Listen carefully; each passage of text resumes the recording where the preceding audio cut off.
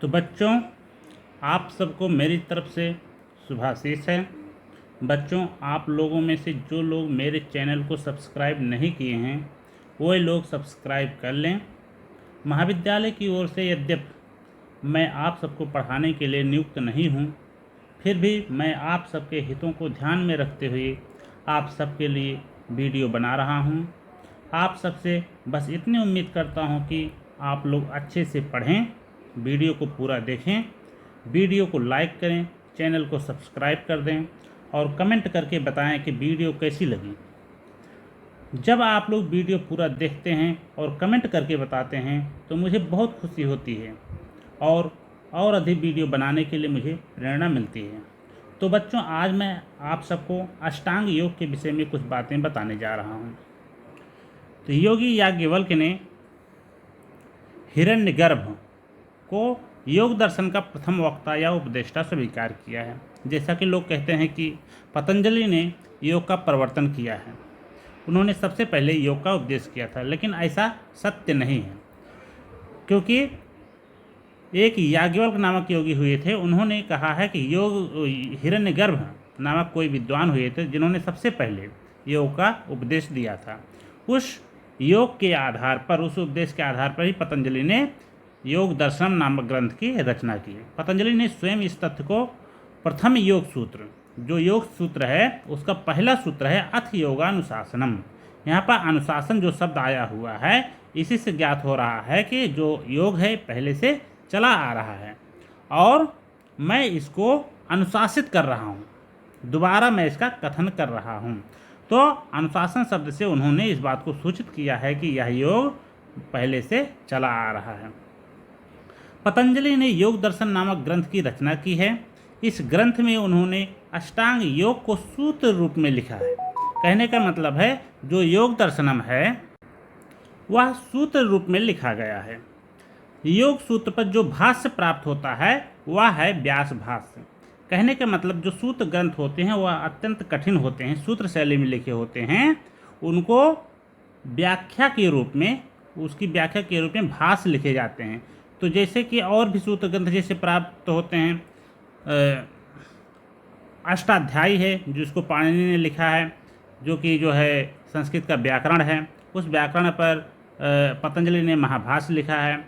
और सांख्य सूत्र है, योग सूत्र है, मीमांसा सूत्र हैं। अक्सर जो है एक समय ऐसा आया था जब सारे ग्रंथ सूत्र शैली में ही लिखे जाते थे। बाद में उसको दूसरों को समझाने के लिए और लोगों को समझाने के लिए उस पर भाष्य किए गए। तो योग सूत्र पर जो भाष्य प्राप्त होता है वह व्यास भाष्य, मतलब व्यास के द्वारा लिखा गया भाष्य, जिसे व्यास नामक किसी व्यक्ति ने लिखा है, जो कि महाभारत के रचनाकार वेद व्यास से भिन्न कोई दूसरे व्यक्ति हैं। इस व्यास भाष्य को सांख्य प्रवचन भाष्य भी कहा जाता है। तो ध्यान रखिए कि कभी कभी व्यास भाष्य या सांख्य प्रवचन भाष्य बहुविकल्पीय प्रश्नों में आ जाता है। तो व्यास भाष्य और सांख्य प्रवचन भाष्य दोनों एक ही है। व्यास भाष्य पर कई टीकाएं भी लिखी गई हैं, जैसे वाचस्पति मिश्र ने तत्ववैशारदी नामक टीका लिखी। ये भी बहुत फेमस टीका है, तत्ववैशारदी टीका, जो कि वाचस्पति मिश्र ने लिखा है। वाचस्पति मिश्र के बाद भोजराज का नाम आता है। इन्होंने योग सूत्रों पर राजमार्तंड नामक वृत्ति लिखी है। वृत्ति भी व्याख्या के रूप में होती है। भाष्य को और अधिक सरल करने के लिए या सूत्रों को सरल रूप में समझाने के लिए उस पर वृत्ति लिखी जाती है। तो राजमार्तंड नामक वृत्ति प्राप्त होती है, जिसको भोजराज नामक किसी विद्वान ने लिखा था। विद्वानों के बीच इस वृत्ति का बड़ा सम्मान है, मतलब बहुत अच्छी भाषा में, बहुत अच्छा, मतलब इसमें समझाया गया है, बहुत सरल भाषा में लिखे गए हैं, इसलिए लोग इसको ज़्यादा अच्छा मानते हैं। 16वीं शताब्दी के पूर्वार्ध में स्थित आचार्य विज्ञान भिक्षु ने योग भाष्य पर एक वार्तिक लिखा, जिसे योग वार्तिक कहा जाता है। अगर योग वार्तिक पूछा है योग वार्तिक किसकी रचना है, तो विज्ञान भिक्षु की रचना है। योग दर्शन के ये सभी प्रसिद्ध ग्रंथ एवं रचनाकार रहे हैं। इनके अतिरिक्त भी योग दर्शन पर अनेक रचनाएं हुई हैं। अप्रासंगिक होने से मैं उन सब का उल्लेख नहीं कर रहा हूँ। जो लोग योग दर्शन में ज़्यादा रुचि रखते हैं वह और डिटेल में इसको पढ़ सकते हैं, लेकिन आप सबके लिए चूँकि जो है सामान्य ज्ञान ही इस पर सामान्य जानकारी ही आपसे अपेक्षा की जाती है, इसलिए मैं इसके डिटेल में नहीं जा रहा हूँ, क्योंकि जो है फिर विषय नीरस भी हो जाता है। इसलिए मैं इन सब चीज़ों को ज़्यादा उल्लेख नहीं कर रहा हूँ। योग दर्शन सांख्य दर्शन से जुड़ा हुआ है। ये बहुत ध्यान देने योग्य बात है कि योग दर्शन और सांख्य दर्शन एक तंत्र के माने जाते हैं, इसलिए हमेशा इन दोनों का नाम एक साथ लिया जाता है, सांख्य योग, सांख्य दर्शन और योग दर्शन। तो योग दर्शन सांख्य दर्शन से जुड़ा हुआ है। सांख्य दर्शन में 25 तत्व माने गए हैं, जबकि योग दर्शन में 25 तत्वों के अतिरिक्त ईश्वर को 26वां तत्व माना गया है। कहने का मतलब जो है, योग दर्शन सांख्य दर्शन के तत्व मीमांसों को पूरी तरह से स्वीकार करता है। सांख्य दर्शन 25 तत्व मानता है, प्रमेय तत्वों को 25 प्रमेय तत्व मानता है। योग दर्शन भी इन 25 प्रमेय तत्वों को मानता है। सिर्फ एक तत्व अतिरिक्त है, ईश्वर, ईश्वर नामक तत्व इसमें अतिरिक्त है। योग दर्शन वाले ईश्वर नामक एक तत्व को अतिरिक्त मानते हैं, वह भी ज़्यादा अतिरिक्त नहीं है, बस जो इसमें पुरुष नामक तत्व है उसमें ईश्वर को कहते हैं कि पुरुष विशेष ईश्वरा, मतलब ईश्वर भी पुरुष ही है लेकिन वह विशेष प्रकार का पुरुष है। तो ये ईश्वर को 26वां तत्व मानते हैं, इसलिए योग दर्शन को शेश्वर सांख्य भी कहा जाता है। मतलब वह भी सांख्य दर्शन ही लगभग है, 90-95% सांख्य दर्शन ही है, लेकिन उसको थोड़ा सा अलग करके ईश्वर को अतिरिक्त तत्व मानने के कारण उसको शेश्वर सांख्य के नाम से जाना जाता है। योग दर्शन सांख्य दर्शन के व्यवहारिक पक्ष का वर्णन करता है। कहने का मतलब सांख्य दर्शन अगर सैद्धांतिक पक्ष का वर्णन करता है, सिर्फ सिद्धांत बताता है, उसके व्यवहारिक पक्ष पर कोई जिक्र नहीं करता है, तो योग दर्शन इस पर इसके व्यवहारिक पक्ष का उल्लेख करता है कि जो सांख्य दर्शन के 25 तत्वों का ज्ञान, 25 तत्वों का जो ज्ञान है वह कैसे होगा। तो 25 तत्वों का ज्ञान कैसे होगा, इसके व्यवहारिक पक्ष का वर्णन करता है कि मतलब अष्टांग योग के द्वारा ही इन 25 तत्वों का ज्ञान हो सकता है। तो सांख्य दर्शन क्या कहता है कि इन 25 तत्वों का अगर ज्ञान प्राप्त कर लिया जाए तो व्यक्ति 3 प्रकार के दुखों से मुक्त हो जाएगा। 3 प्रकार के दुख कौन कौन से हैं? आध्यात्मिक दुख, आज भौतिक दुख और आधिदैविक दुख। 3 प्रकार के दुख होते हैं। इन 3 प्रकार के दुखों से प्राणी पीड़ित रहते हैं। तो अगर इन 3 प्रकार के दुखों से मुक्त होना है तो इन 25 तत्वों को जानना आवश्यक है। तो इन 25 तत्वों को कैसे जाना जाएगा, यह योग दर्शन बताता है कि अष्टांग योग के द्वारा जाना जाएगा। योग दर्शन में योग के 8 अंग बताए गए हैं। वो कौन कौन से हैं? यम, नियम, आसन, प्राणायाम, प्रत्याहार, धारणा, ध्यान, समाधि। तो 1, 2, 3, 4, 5, 6, 7, 8 ये 8 अंग योग के हैं। तो इसलिए इनको जो है अष्टांग योग कहा जाता है, क्योंकि योग के 8 अंग होते हैं। तो इसमें से यम क्या है? कह रहे हैं कि अहिंसा, सत्य, अस्तेय, ब्रह्मचर्य, अपरिग्रह। इन 5 चीज़ों को यम कहा जाता है। इन 5 को यम कहा जाता है। अहिंसा किसको कहते हैं फिर? अहिंसा मन, वचन, कर्म से किसी प्राणी को पीड़ा ना पहुंचाना अहिंसा कहलाता है। तो अहिंसा अगर कहेंगे जो है अहिंसा का पालन क्यों किया जाए, तो इसके क्या क्या फ़ायदे हैं, तो इसके लिए आगे बताते हैं। अहिंसा जब प्रतिष्ठित हो जाती है, मतलब बहुत दिनों तक जब कोई व्यक्ति हिंसा नहीं करता है तो प्राणियों के प्रति वैर भाव दूर हो जाता है। अहिंसा का भाव रखने वाले व्यक्ति से किसी प्राणी को भय नहीं होता है और ना ही व्यक्ति किसी से डरता है। कहने का मतलब है ना वह व्यक्ति किसी प्राणी से डरता है, ना दूसरे प्राणी उस व्यक्ति से डरते हैं। तो अहिंसा जब प्रतिष्ठित हो जाती है तो इसके यही लाभ हैं कि कोई भी किसी से डरता नहीं है।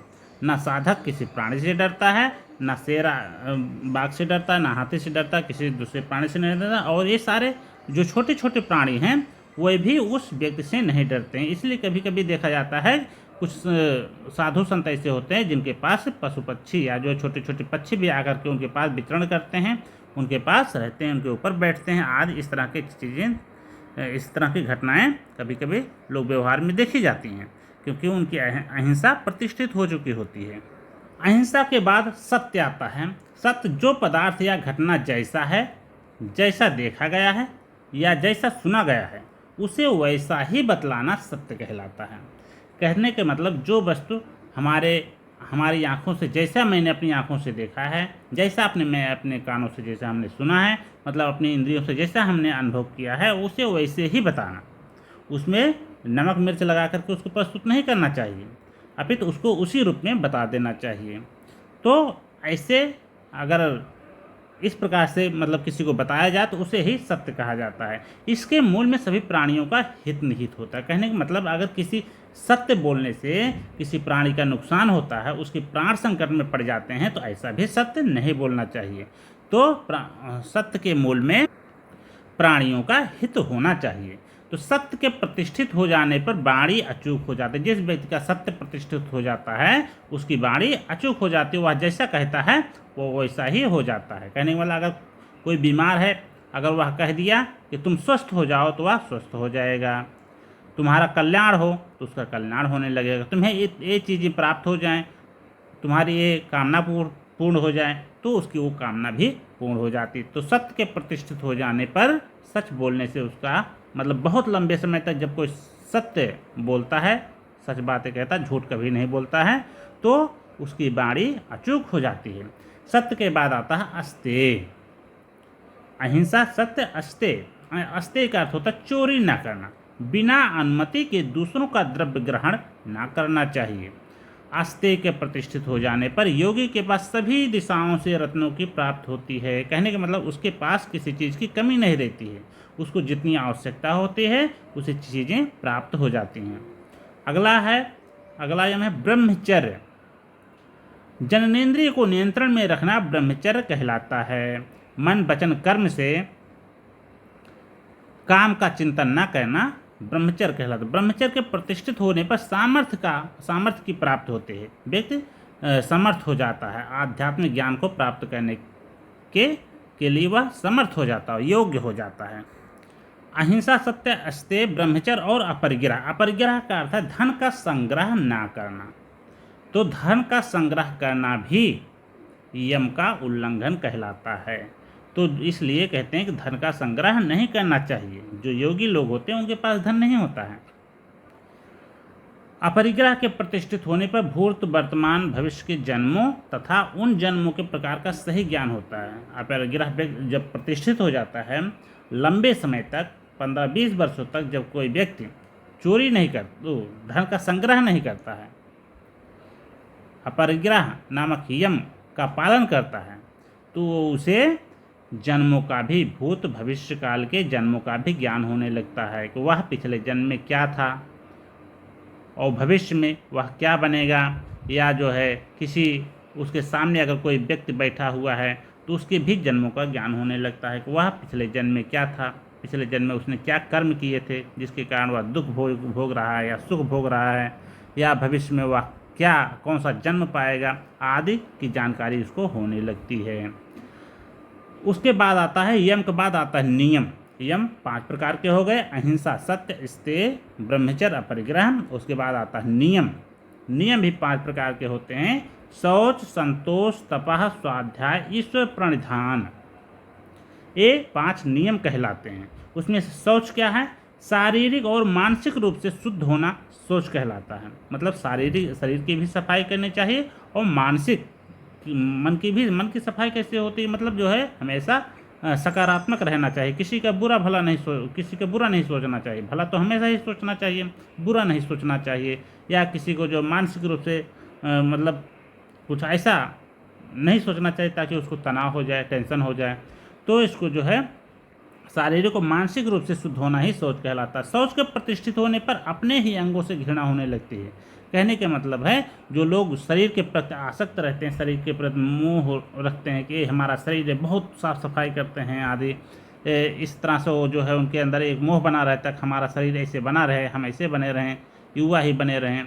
तो इस तरह से अगर जो है शौच प्रतिष्ठित हो जाता है तो अपने ही अंगों के प्रति घृणा होने लगती है कि जो है शरीर में जो मल है, मलमूत्र आदि होते हैं, उनको देख करके लगने लगता है यह शरीर अत्यंत ही निंदनीय है।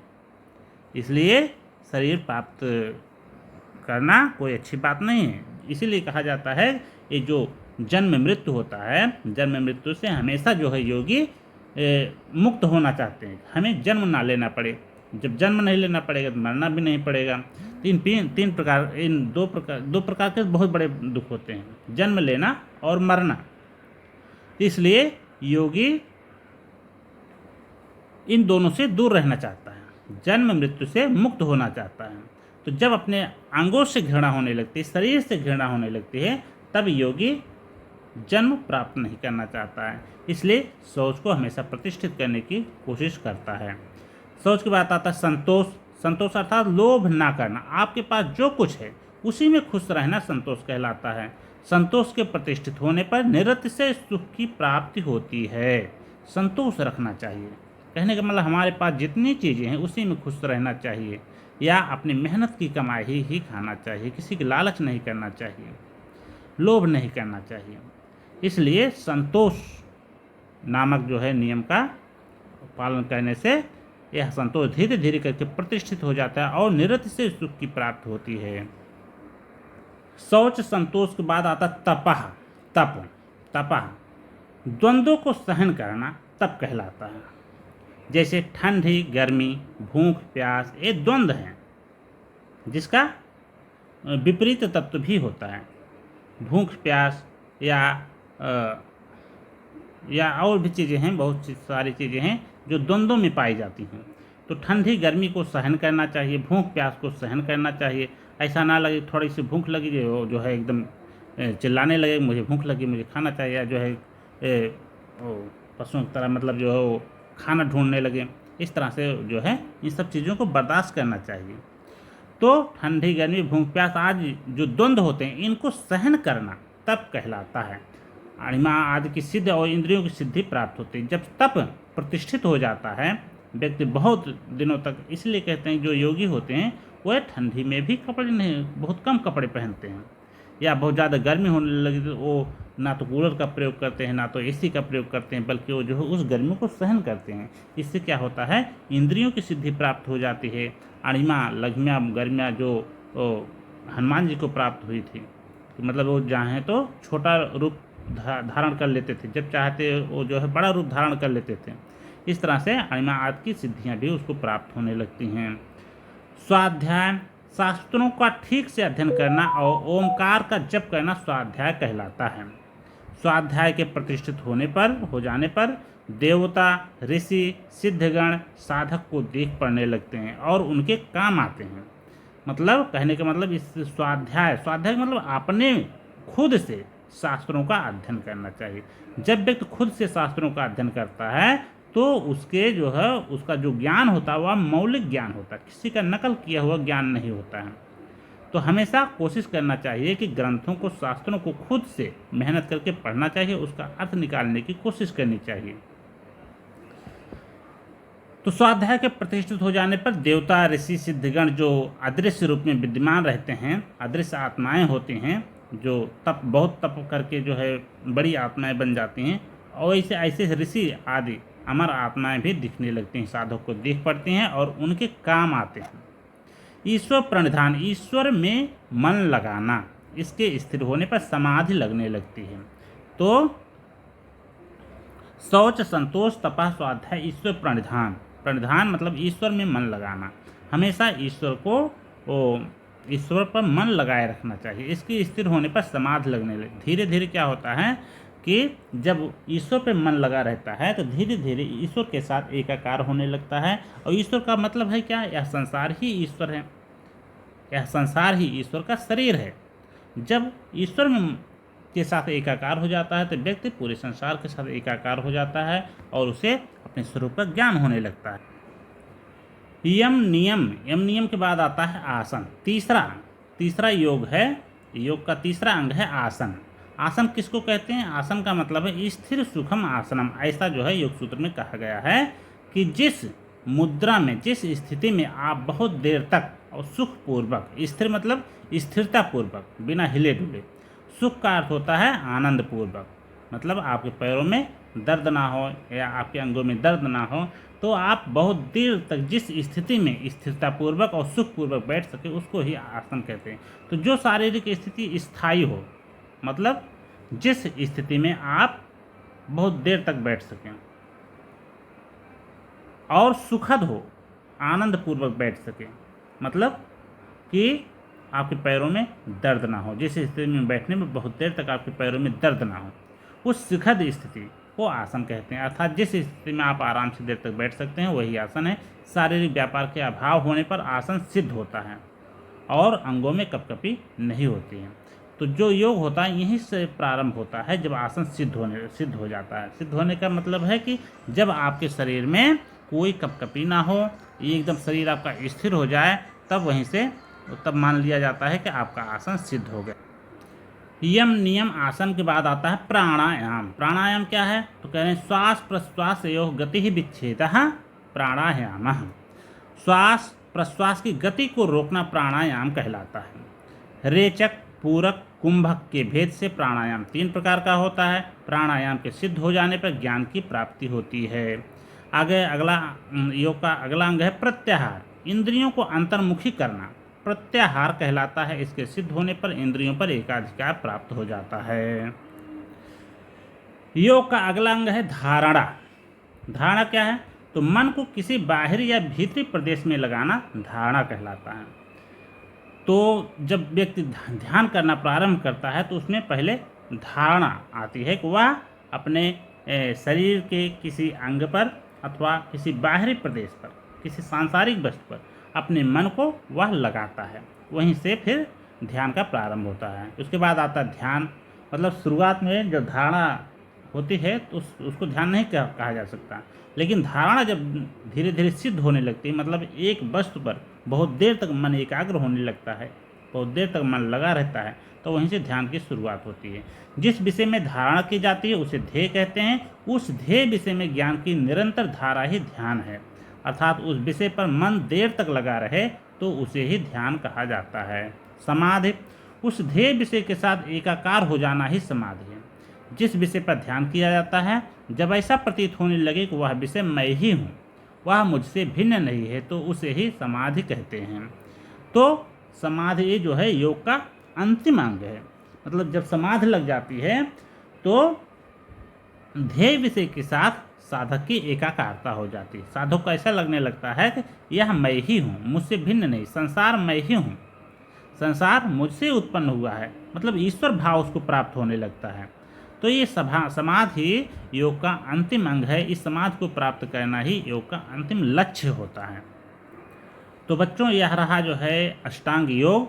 8 के योग के 8 अंग: यम, नियम, आसन, प्राणायाम, प्रत्याहार, धारणा, ध्यान और समाधि। ये 8 योग के 8 अंग हैं। इनका विस्तृत विवेचन योग दर्शनम में हुआ है। अगर आपको विस्तृत जानकारी चाहिए, इसमें महारत हासिल करना है योग के विषय में, तो आप उस ग्रंथ को आप लोग पढ़ सकते हैं।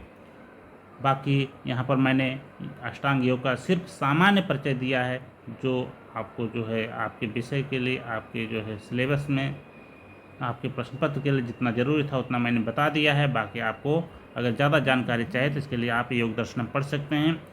अब अगले वीडियो में हम लोग मिलेंगे, तब तक के लिए धन्यवाद।